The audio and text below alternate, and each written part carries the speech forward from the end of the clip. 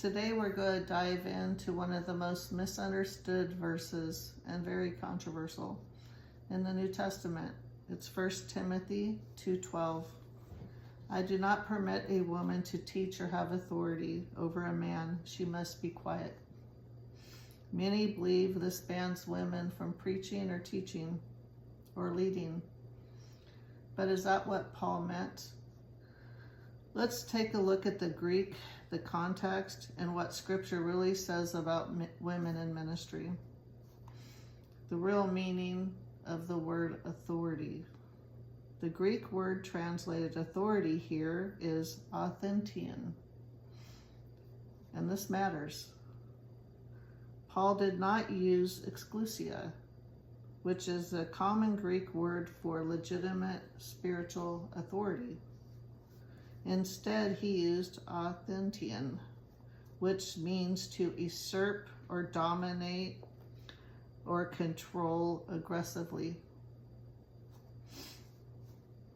Paul was not saying women can't lead. He was saying, I do not permit a woman to teach in a way that forcefully dominates or controls a man. Big difference. This was a correction of spiritual abuse, not a ban on women teaching. What was going on in Ephesus at that time?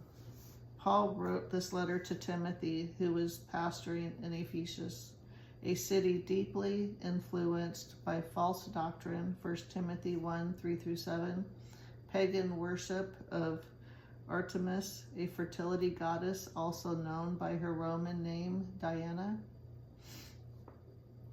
Women played dominant roles in her cult.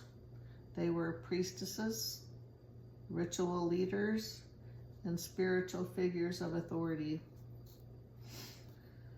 This created cultural confusion where women dominated spiritual conversations.